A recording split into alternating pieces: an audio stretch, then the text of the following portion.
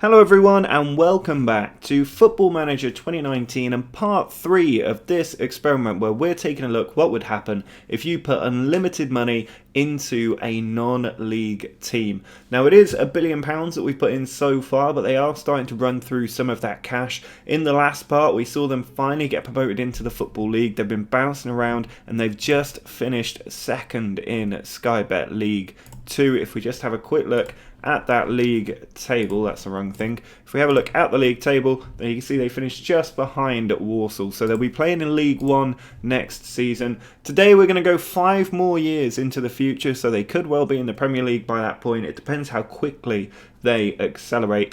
But if you are new to the channel, make sure you hit that subscribe button so that you get more experiments and FM19 content. And if you're enjoying this experiment, drop a like on the video. I'll keep putting videos out on this little experiment and then we'll move on to another one soon. So hopefully they can get up into the Premier League pretty quickly. So let's go forward 5 years and see how they've got on.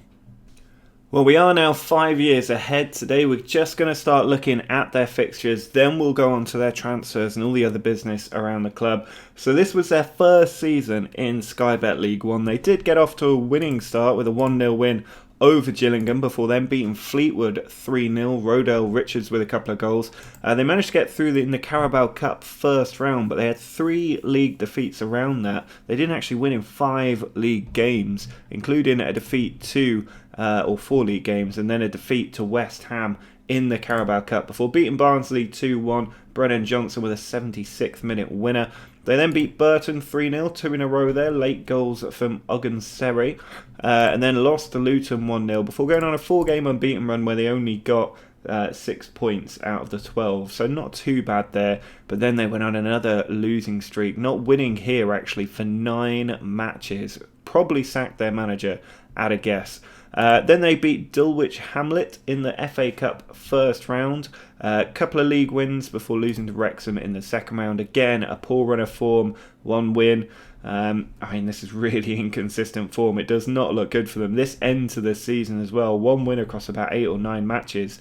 That is a really, really poor finish. So if we have a quick look at the league table here, then you can see that season they actually finished in 16th place, which is a little bit flattering because they were only 4 points off the relegation zone, and given how poor they were, they could easily have gone down, but that must have been a really tight final day with probably 3 or 4 teams able to get relegated. So many there just above that 53 points that got Bradford relegated, but it meant that they stayed in League 1 for the following season. This time they started off with 3 wins in their first 4 games before going on a 3-game losing streak. They did beat Stevenage 2-0 in the Carabao Cup first round and then beat Millwall on penalties. Brian Castro with the last penalty that sent them through.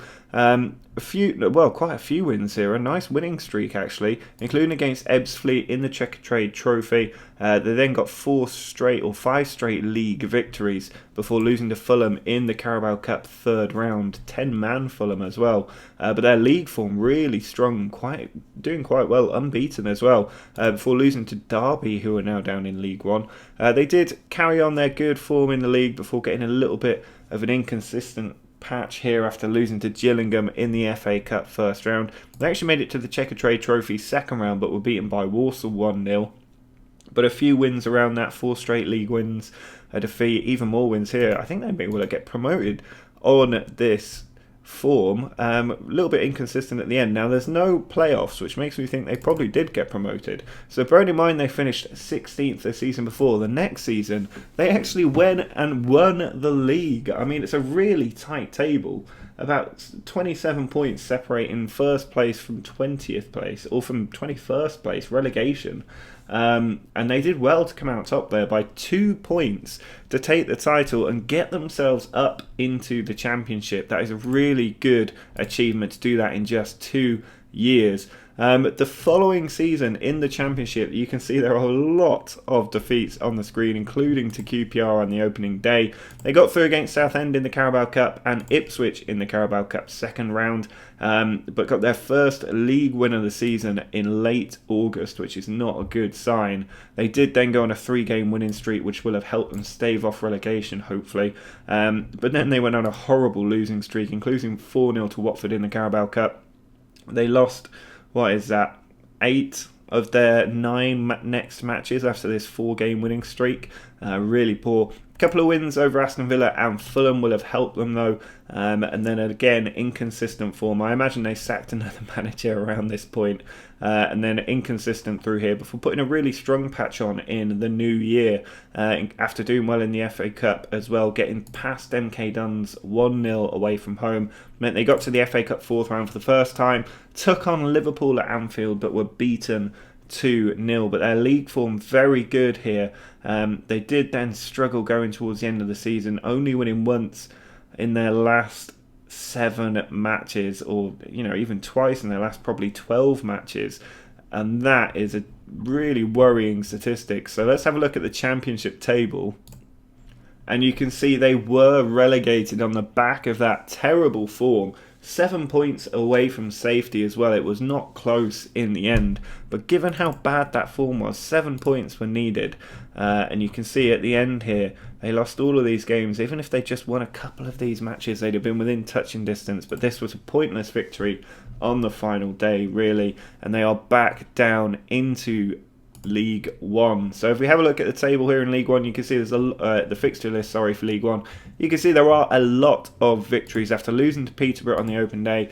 Beat MK Dons and then AFC Wimbledon there. Lost in the first round of the Carabao Cup, but that meant they could focus on the league, doing really, really well, and through their Checkatrade group probably quite comfortably as well. 2-0 win in the FA Cup first round, 2-1 win against Scunthorpe in the second round, through 3-1 in the second round of the Checkatrade Trophy as well. So putting a run together, really strong league performance. I'd imagine they're probably going to win the league title based on that. They were beaten 2-0 by Huddersfield, and then a poor run of form kicked in and they were knocked out of the Checkatrade Trophy by Reading's under-23s. But again, a good strong league form, no playoffs, makes me think they were definitely automatically promoted. And if we jump forward, you can see they just missed out on the title by 1 point from Sunderland, and actually it was settled by goals scored, I think, by 1 extra goal scored and 1 extra goal conceded here. They managed to finish above Exeter, who then didn't get promoted. What a killer that must have been. And on the final day, it was a 1-0 win over Charlton, so it wasn't even like they went and got a load of goals on the final day. That was really, really tight across the board. Probably the Salford game helping them out. 3-2 win away from home there, doing the job for them. But it meant they did get promoted yet again. And then in the Championship, the next time around, 1-1 draw with Aston Villa to kick it off, but really poor form out of the Carabao Cup in the second round, 4-1 to Wolves. But doing okay. Actually, it's really, really poor, and these defeats will not have helped here. They won 1 game across about, must be like 15 matches that. They only won 1, so I imagine another manager was dispatched. This is horrific form, and you can see didn't really pick up until around January when they started to get a few wins under their belt. Knocked out of the FA Cup in the 3rd round, and then still quite inconsistent form. But towards the end of the season, it continued to be really bad. I can't believe they haven't been relegated on the back of that. If we just jump forward to the most recent season, then you can see they have avoided relegation on 48 points, 2 points clear of the relegation zone. A really low points total down there for this season, bearing in mind there's 46 matches. And if we just have a look, they stayed up by 2 points but lost their last 3 matches. So it's not like they did anything to not actually get relegated. They just didn't, they must have done well enough before that, before reaching that point. But you can see that's the most recent time for the club. So they are still in the Championship. After this nice little rise here, they sort of stabilised in League 2, went up into League 1 and got promoted to the Championship quite quickly, but they're sort of yo-yoing in and out at the moment. So hopefully they can just solidify their position a little bit better. But if we look at their transfer history, going back to this season here, they did spend £12.25 million when they got into League 1. When they were in the Championship, they spent £10 million on new players, 7.5 on Calvin Holden from Ipswich, who now plays for Derby. Sold for 250k is not totally encouraging that their transfer policy is totally up to standard. But then they spent £27 million in the Championship. We're starting to see this money get splashed around. 2 players from Leeds, Perry Mara brought in, the left winger, still at Chelmsford, playing consistently, getting around a 7-point rating, so he looks like decent money spent. Jeremy Meyer, nearly £10 million. He has also been doing okay, not the best average rating, but playing a lot of games at least, so they are using them. And then the following season, 9.25 million spent. Drew Mayer brought in from Brentford for 4.5 million. He's worth 5 million now as a centre back. Again, playing a lot of games. So they are signing these bigger and bigger players. The following season, £11 million spent. And I think the biggest transfer here, probably this one here, Russell Keane, a right back from Leicester. And he has not played for them yet because he's only just signed. So those are the transfers. They've spent a decent amount of money this time around. And if we look at their landmarks as well, going back to the sort of the 26-27 season when they got promoted from League 2, they did upgrade their youth and training facilities yet again, champions of Sky Bet League 1. Their chairman left and a new chairman came in, and Danny Rich scaled down his funding. So if we look at the club details, you can see reputation now has doubled from where it started. Really got up. Their club attendance now at 10,000 as well, which is really encouraging. They've now got an underwriter chairman. I will bump that up to a front-end sugar daddy, which seems like a really inappropriate name. I know somebody raised that on the last video, but that does have some quite negative context to it, so maybe we'll see Football Manager change that at some point. But they've only spent about 250 million to get to this point. We gave them 900 million at the start. Bearing in mind that they do have a sugar daddy chairman, then you can see that is 651 million there. So 250 million pounds spent to get them up into the Championship, where they spent 2 full seasons in the Championship, which is decent value for money. We just need to see the manager or whoever it is start opening the taps and signing some new players. But their stadium at the moment, only 8,000 seats.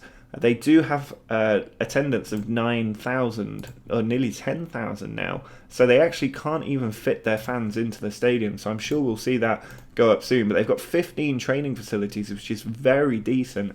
But their youth facilities leaving a lot to be desired.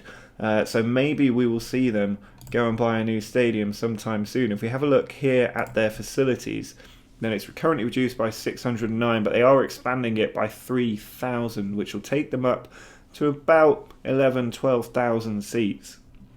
So maybe they might be looking to a new stadium if they get into the Premier League. But at the moment they're staying at Chelmesford Stadium. It is a new stadium, so hopefully it has a bit more expansion capacity. But at the moment they're not doing too bad. If we look at their managers, then we can see that they've gone through managers pretty quickly. Luke Varney managed to stick around for nearly 4 years there. He was a manager who came in, and his first actual managerial job was at Chelmsford, I'm pretty sure. He left as Plymouth under-18 assistant manager, took over at Chelmsford, and he did lift the Sky Bet League 1 with them. So a bit of a legacy left by Luke Varney. And then he had 3 years at Ipswich, Luton, and then moved on to be at Lincoln when he won the Sky Bet League 1 Manager of the Year award, probably when he won the league with us. So he left his role. He actually left of his own volition as well. He wasn't sacked.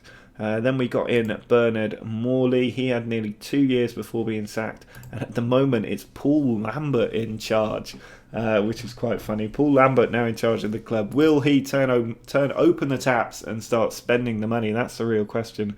But if we also just have a look at their overall best 11, then you can see that their 2 strikers, you've got Stephen Littler, who got 65 goals in 202 games. He's still at the club as well. Been with them since League 1 when he joined for 6.25 million, and he's been very consistent no matter what league he's in with the number of goals that he's been getting there. Not quite hitting the 20 goal mark, but consistent nonetheless. Jordan Archer played 75 less games, but has got a good number of goals. He's now out of the game, so we can't actually look at him. But 33 goals next up is Jeremy Dyer, and actually the leading goal scorer is Basala Sambu, who is also no longer selectable, but he got 68 in 175. In terms of the average ratings, though, the best player from the looks of it is Jordan Archer, who we cannot click on and take a look at. So some very good players in here, but the average ratings are not that strong. Hopefully over time they will get a little bit stronger. 16 goals for Brennan Johnson from midfield. There's also Jeremy Dyer here, who's got 33 from attacking midfield. Still playing for them and scoring goals in the Championship. He was their £10 million signing. So they've got a decent team, but they need to start spending money. The fact they've still got 650 million in the bank is quite poor, but they do at least have some titles. They've got the League One title, the Vanarama National League South title, and then a few others in here as well to join them. But they've got a long way to go still to get up into the Premier League. They're just right at the bottom of the Championship at the moment, and they need to start spending that money if they're going to progress and move forward. Now, what I'm going to do now is I'm not going to put any more money in. They're going to remain on the 1 billion they had at the start because they've still got 650 million left to spend. And I am going to go forward 5 more years into the future, and hopefully by then they're an established Premier League team. If not, I might go on a little bit longer until they do reach the Premier League. But make sure that you do subscribe to the channel if you're new around here. Drop a like on the video if you're enjoying this experiment. And until next time, see ya!